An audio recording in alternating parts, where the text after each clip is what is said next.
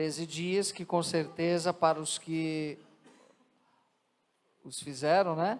Estiveram aqui presentes, puderam com certeza pela Eucaristia aproximar-se cada vez mais do caminho, né, da meta que deve ser de todos nós, enquanto católicos, enquanto cristãos, o céu.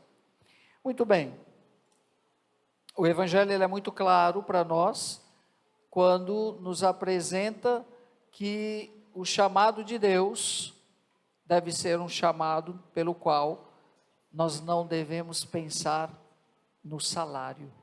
Olha que coisa interessante. Embora o trabalhador mereça o seu salário, o prêmio para aqueles que se colocam à disposição do reino não consiste naquilo que é material.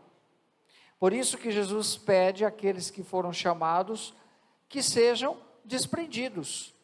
Onde passar, onde forem, comam aquilo que derem, se sirvam daquilo que vocês receberem.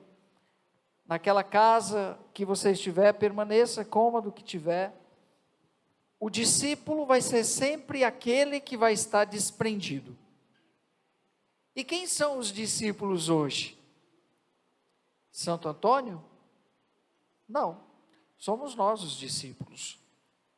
O chamado de Deus continua todos os dias sendo atualizado quando nós respondemos: a messe é grande, os trabalhadores são poucos. E quando nós falamos de trabalho, nós entendemos que muitas vezes nós faltamos a esse trabalho do reino, quando nós somos omissos. Quanto essa messe hoje está precisando realmente de trabalhadores, de pessoas comprometidas. Em outras palavras, de católicos de verdade, não pela metade, mas que têm ou que sabem o sentido do chamado, que um dia Santo Antônio acolheu para ser religioso, São Francisco e tantos outros santos. Mas o nosso chamado, que foi feito no dia do batismo, ele é ressignificado, ou melhor, ele é atualizado todos os dias pela resposta que damos, pelo comprometimento. E olhar para a vida dos santos nada mais é do que ter a certeza de que se eles conseguiram, eu também consigo, eu também posso conseguir. Estamos praticamente encerrando mais um semestre do ano. O tempo realmente não espera por ninguém, né? Ontem a gente estava entrando em 2024 e já estamos na metade do ano. É momento para se parar, para se pensar, né? Que nesses 6 meses do ano eu fiz para ajudar a messe do Senhor? O que eu fiz para o reino de Deus? Qual foi o meu comprometimento? Isso é uma chamada de consciência que a gente tem que ter, porque senão, gente, o tempo vai passar rapidamente, como está passando, as coisas se vão, nós também passaremos, e não pode acontecer esse passar com aquela sensação de que, nossa, como passou, de que eu não produzi, de que eu não fiz. Por isso que todos os dias, quando acordar, a gente tem que dizer: meu Deus, hoje eu quero me colocar à disposição do reino, o que eu posso fazer, né? E tomando essa consciência, nós vamos percebendo e vamos nos tornando mais sensíveis aos sinais que surgem, quando somos provocados a dar uma resposta para Deus. Santo Antônio deu uma resposta no seu tempo e continua inspirando até hoje. São Francisco deu uma resposta no seu tempo e continua inspirando a tantos, assim como inspirou o nosso quase santo Beato Carlo Acutis. E tantos outros, porque viram na vida dos santos também uma possibilidade de se santificar. Aí eu pergunto, quem inspira vocês da vida dos santos? Porque todos nos remetem a Jesus. Aliás, a santidade deles é a santidade que vem de Deus, senão não teria sentido. Não é santidade em si mesmo. Ninguém se torna santo porque é melhor do que os outros, de jeito nenhum. Se torna santo porque acolhe um chamado que veio da cruz. Um chamado que veio da cruz, de uma atitude de amor, que foi a paixão e a morte de Jesus Cristo. Esse chamado, ele vem lá da cruz. Porque a ideia falsa de que ser santo é aquela pessoa que é isolada dos demais e de que foi escolhida como se fosse intocável, é uma ideia errada de santidade. E nós temos muito na nossa cabeça, aliás, uma ideia errada de santidade. Uma ideia muitas vezes carregada de escrúpulos, carregada de caricaturas, como se ser santo fosse algo distante, estratosférico, que inatingível, como o amor platônico, que você ama e nunca vai chegar perto dele. Nada disso. Eu fico com Santo Agostinho, Não há santo sem passado e não há pecador sem futuro. Porque a pessoa que pensa que porque pecou não pode ficar santa, ela está equivocada. Então vamos descanonizar todos os santos. Se existisse, né? Vamos descanonizá-los, porque todos os santos pecaram, não teve um que não pecasse. Quem foi preservado do pecado foi Nossa Senhora. Mas os demais todos pecaram. E foi nessa consciência de que precisava vencer, superar o pecado, que se santificaram.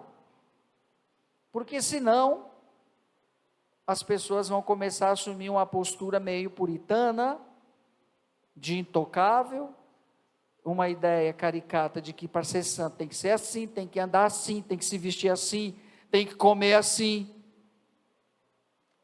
Como Santa Teresa, né, que convidaram ela para um jantar. Vamos convidar a Santa Teresa para um jantar. Porque ela, quando era viva, já tinha fama de santidade. E prepararam uma mesa, um banquete, porque aquela família estava feliz, uma família riquíssima, que ia receber Teresa em sua casa. Talher para o primeiro prato, talher para a sobremesa, a taça de vinho, a taça da água, etc. Tudo, vamos receber a santa, tudo bonitinho, guardanapo, tudo na etiqueta, E Santa Teresa se irritava com essa ideia de que as pessoas a chamavam de santa, porque quem é santo não é santo para aparecer para ninguém, e nem tampouco para dizer, né, que é melhor do que o outro, porque nós temos uma necessidade tão grande de fazermos ídolos, né, e de isolarmos pessoas. Isso é problema de autoestima de muitos. A santa chegou na minha casa, Santa Teresa entrou, boa noite, e ela já sabia, né, que todo mundo estava. Santa Teresa, espera aí que eu vou acabar já com essa ideia desse povo aí de santo que eles têm. Começou a comer, meu filho, rasgar o frango com a mão, comer, se lambuzar, sujar tudo, ainda deu um arroto na cara do povo. O pessoal ficou horrorizado. A santa fez isso, santo arrota também. Porque senão nós vamos criar uma ideia de que o santo não é humano. Quanto mais humano eu for, mais próximo de Deus e mais santo eu poderei ser. Quanto mais eu me distanciar da minha humanidade, mais difícil será a santidade. Se eu não compreender a minha humanidade, porque a primeira vocação pela qual Deus nos chamou foi a de sermos humanos, gente. Deus não chamou a mim primeiro para ser padre. Deus não chamou o padre Jacinto para ser padre primeiro. Deus não chamou Antônio para ser Fernando primeiro para ser religioso, para ser santo. Não, chamou a ser humano. Gente, E nesse acolhimento vocacional do Sergente, ele foi respondendo aos chamados que Deus lhes fez, o de ser cristão, católico, batizado, e dentro da vida da igreja, entender que pela sua consagração, ele poderia dar muito mais de si mesmo, ao ponto de hoje ser canonizado, porque buscou uma configuração máxima com Jesus Cristo aqui na terra. Por quê? Porque na sua humanidade entendeu o objetivo pelo qual Deus o chamou. Porque senão nós vamos achar que já nasceu santo, que quem é santo é porque já nasceu santo. Não, se fosse assim, porque todo mundo foi chamado a ser santo, então todo mundo nasceu santo. Se formos levar em conta, São Paulo diz que todos somos santos pelo batismo. Então, meus amigos, muito mais do que, não estou querendo aqui dizer também que a santidade é uma coisa, é fácil. Não, é um caminho a ser percorrido, mas é um caminho que passa pela consciência daquilo que sou. Daquilo que sou. O grande problema das pessoas hoje é que vivem em conflito com elas mesmas. Vivem brigando com elas mesmas. Não se aceitam, não se acolhem, não se amam, logo querem criar um ideal para se configurarem, que muitas vezes passa até distante da verdadeira santidade, porque de tão escrupulosas que se tornam, acabam fazendo mal para os outros, prejudicando os outros, querendo que os outros sejam aquilo que elas querem que sejam.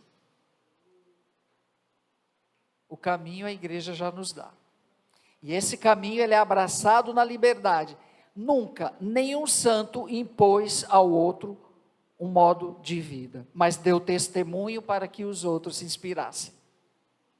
Porque a inspiração, ela é dom de Deus, ela vem de Deus.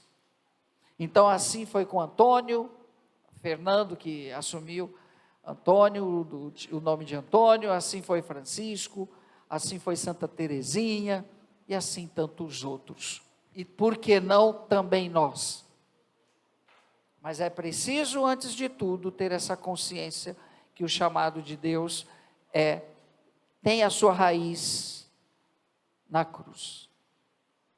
Na cruz, que se concretiza pelo batismo. Aí começa o caminho. Então, esse chamado de Deus para a messe continua até hoje. Os santos que responderam com generosidade, dando as suas vidas, também hoje nós renovamos e queremos renovar esse desejo, mesmo com as nossas limitações, mesmo com os nossos pecados, com as nossas falhas. Ainda apesar de mim, Deus me ama. Apesar de mim, Deus me ama. Olha que coisa bonita. Só que às vezes a gente não acredita nisso. Por isso que vive sei lá o quê. Apesar de mim, Deus me ama. E se eu não acreditar nesse amor, vai ficar difícil caminhar nessa vida. Vai ficar difícil. É como as pessoas que muitas vezes vão à confissão e não acreditam no perdão. Duvidam do perdão de Deus. Como duvidar? Como duvidar? Como duvidar do amor de Deus? É só olhar para tudo que está ao nosso redor. Não tem como duvidar do amor de Deus.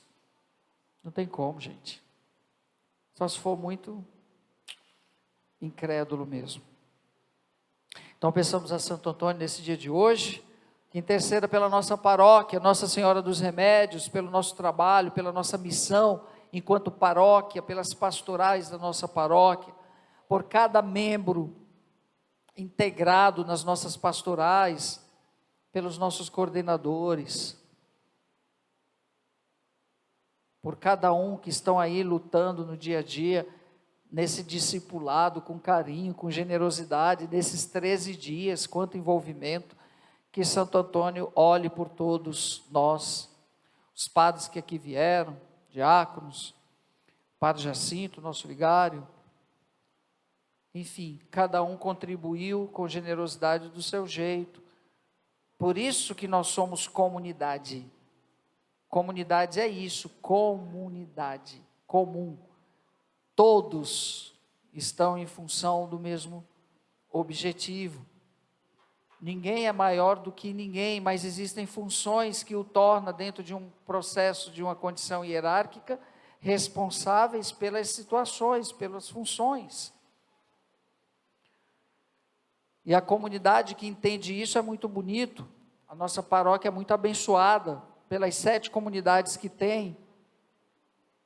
Eu fico muito feliz com isso, e fico muito feliz, eu tenho certeza, esses dias eu estive em missão em Maceió, eu fico muito feliz em saber que estão rezando por mim, porque onde eu estou a paróquia está junto.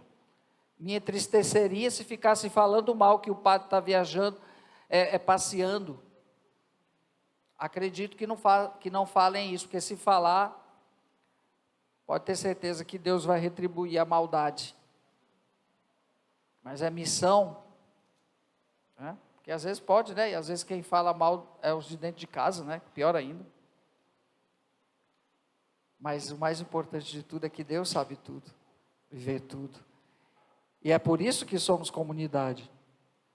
Porque tem os coordenadores, tem o pároco, tem o vigário, tem o diácono, todo mundo colabora, né? E se alegra, né?